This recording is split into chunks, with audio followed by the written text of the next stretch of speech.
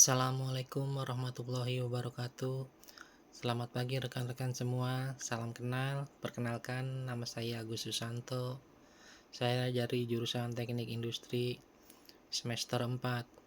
Pada mata kuliah ini manajemen perawatan dengan Ibu dosen Ibu Tri Murniati. Saya ingin mempresentasikan tentang kesehatan dan keselamatan kerja atau biasa disebut K3.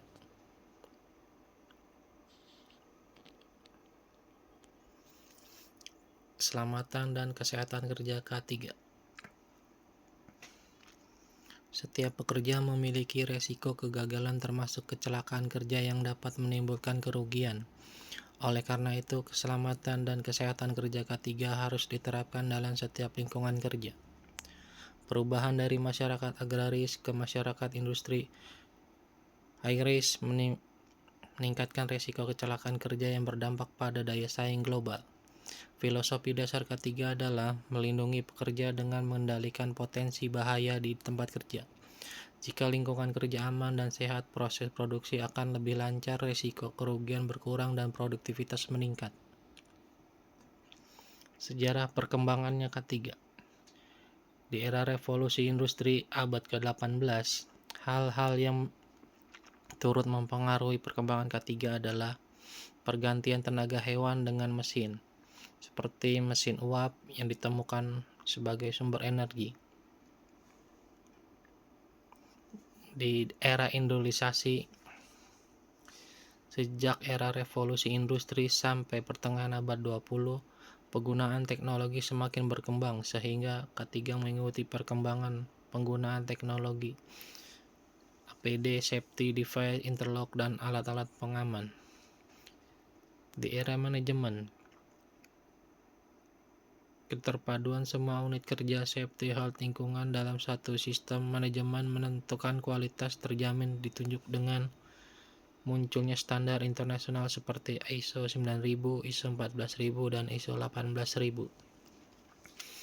Di era mendatang, perkembangan K3 tidak hanya difokuskan pada lingkungan industri dan pekerja, tetapi mulai menyentuh aspek-aspek yang sifatnya publik atau untuk masyarakat luas. Konsep K3. Konsep lama. Konsep lama, kecelakaan merupakan nasib sial dan risiko yang harus diterima. Tidak perlu berusaha mencegah, masih banyak pengganti pekerja, membutuhkan biaya yang cukup tinggi, menjadi faktor penghambat produksi. Sedangkan konsep baru, memandang kecelakaan bukan sebuah nasib. Kecelakaan pasti ada penyebabnya sehingga dapat dicegah. Penyebab faktor individu 80-85% dan faktor lingkungan 5-20%. Kecelakaan selalu menimbulkan kerugian. Peran pimpinan sangat penting dan menentukan. Pengertian K3. Keselamatan dan kesehatan kerja dapat diartikan sebagai suatu ilmu penerapannya dalam upaya mencegah kecelakaan, kebakaran, peledakan, pencemaran penyakit, dan sebagainya. Keselamatan safety. Upaya-upaya yang ditunjukkan untuk melindungi pekerja, menjaga keselamatan orang lain, melindungi peralatan tempat kerja dan bahan produksi, menjaga kelestarian lingkungan hidup, dan melancarkan proses produksi. Kesehatan health. Tingkat keadaan fisik dan psikologi individu secara umum, upaya untuk memperoleh kesehatan setinggi-tingginya dengan mencegah dan memberantas penyakit pekerja, mencegah kelelahan kerja, dan menciptakan lingkungan kerja yang sehat. Tujuan penerapan K3 berdasarkan Undang-Undang Nomor 1 Tahun 1970 tentang Keselamatan Kerja. Poin pertama, melindungi dan menjamin keselamatan setiap tenaga kerja orang lain di tempat kerja. Yang kedua, menjamin setiap sumber produksi dapat digunakan secara aman dan efisien. Yang ketiga, meningkatkan kesejahteraan dan produktivitas nasional. Kecelakaan akibat kerja. Definisi kecelakaan kerja.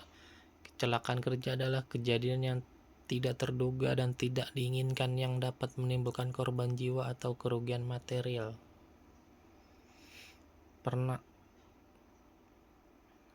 Permenaker nomor 3/Men/98, kejadian tak terduga yang menyebabkan korban manusia atau harta benda.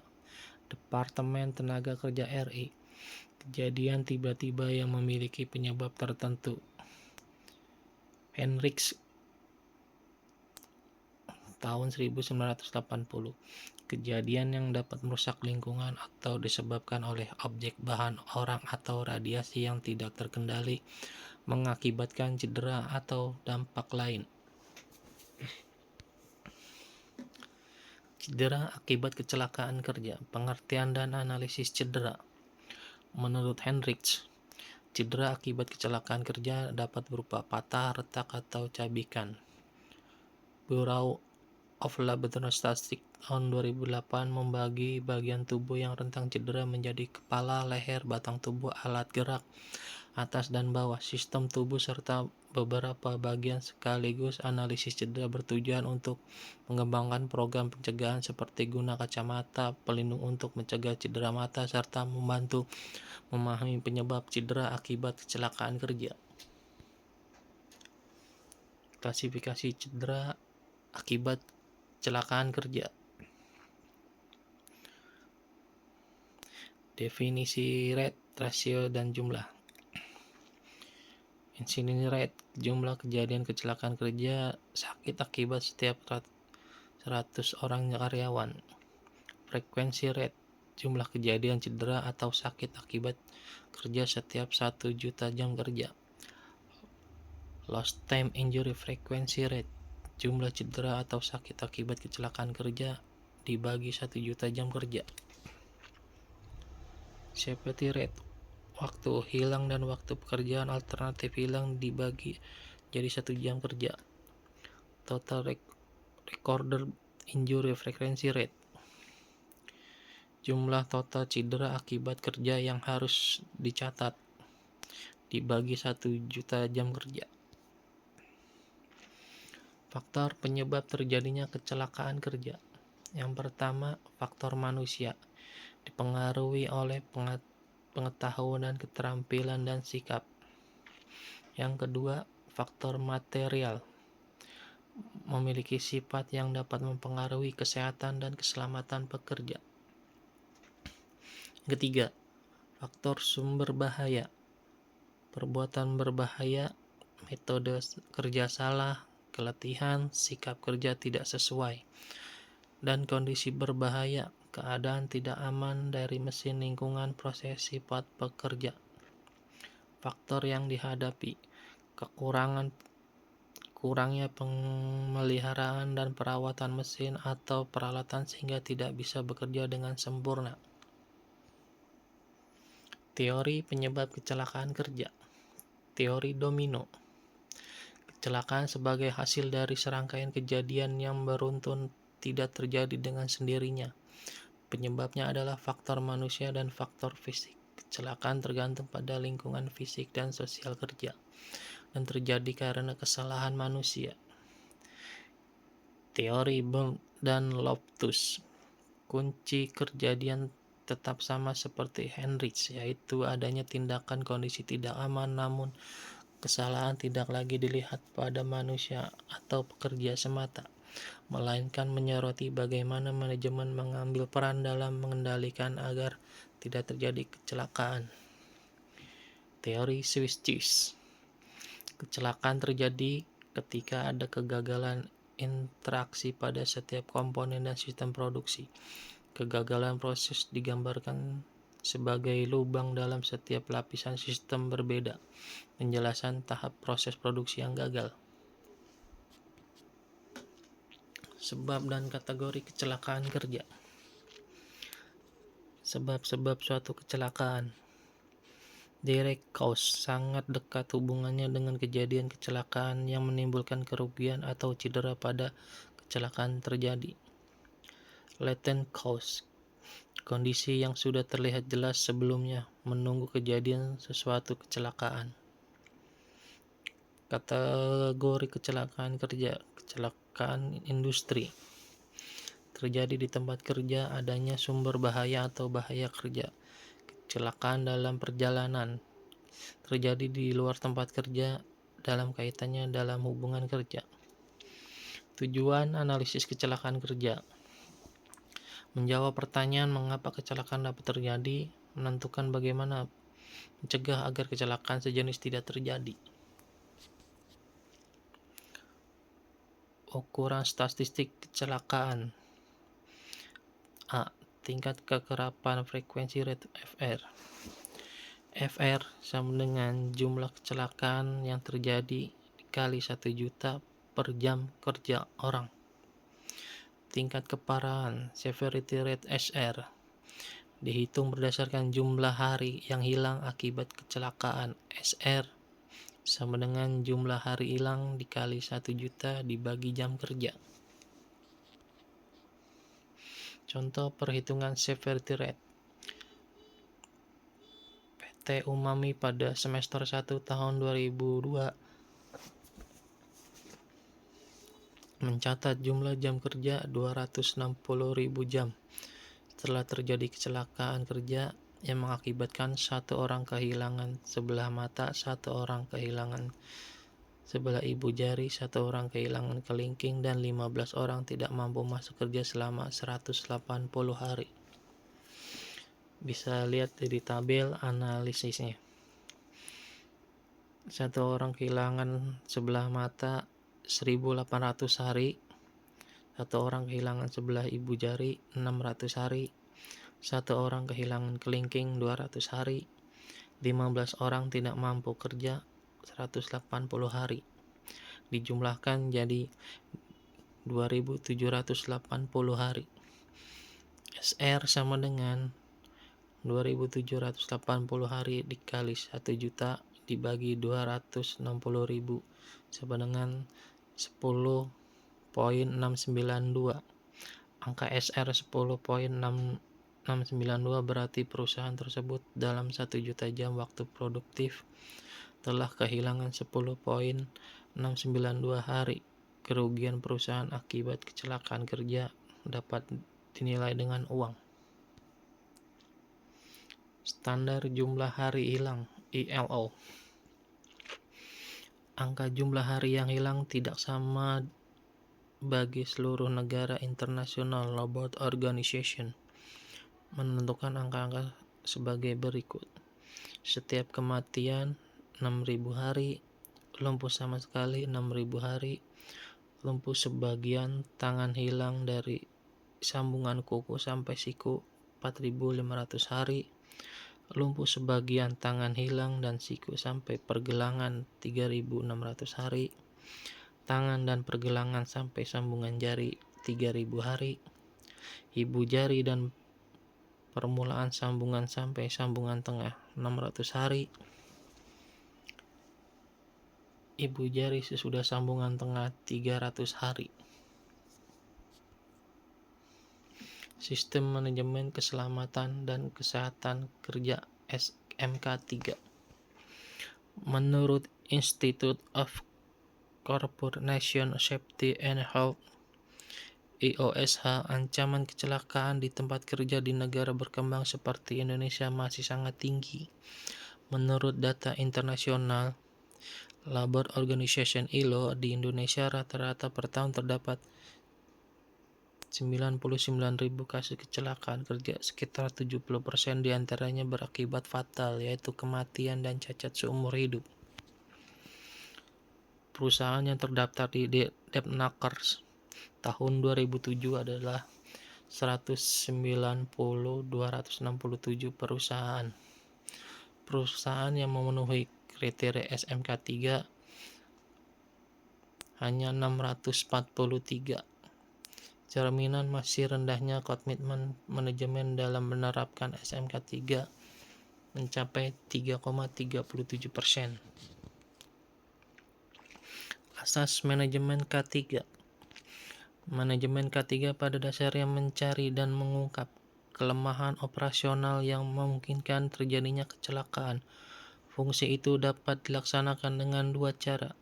Yang pertama, mengungkap sebab suatu kecelakaan akarnya, meneliti apakah pengendalian secara cermat dilakukan atau tidak.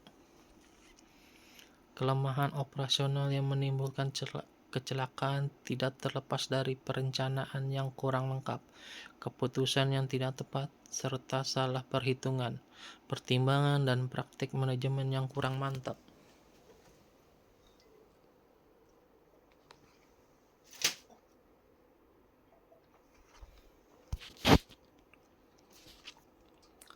Dasar SMK 3.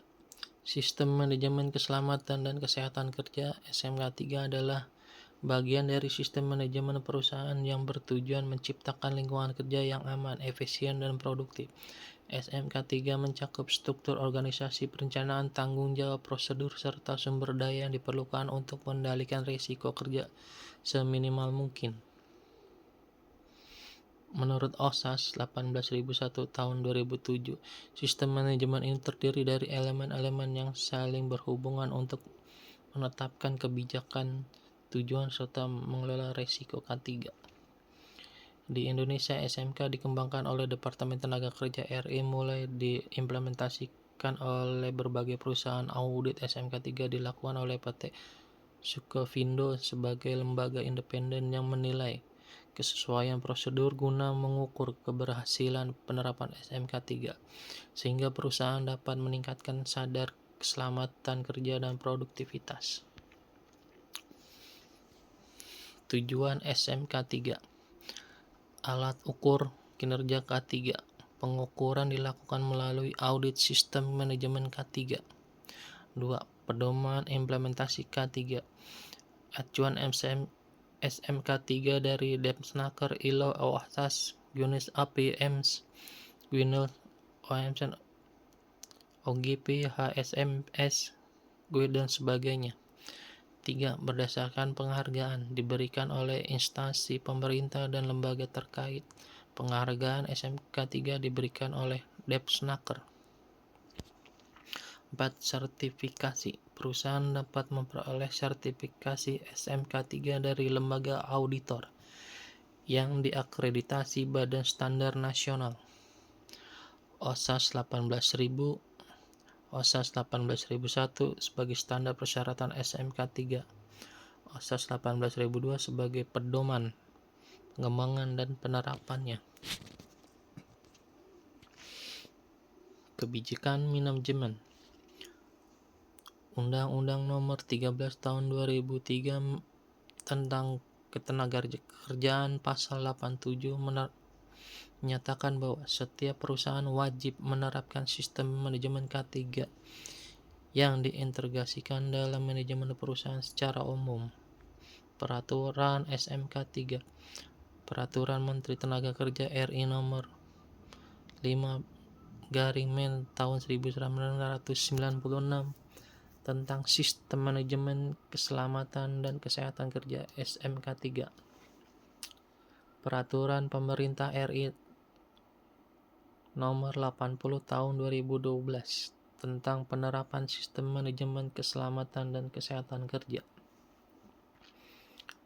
Selama kebijakan manajemen tidak menghilangkan kondisi dan perbuatan yang tidak aman, potensi bahaya, potensi kecelakaan tetap mengancam penerapan SMK 3. Diharapkan dapat mereduksi angka kecelakaan kerja sehingga perusahaan semakin efisien dan produktif.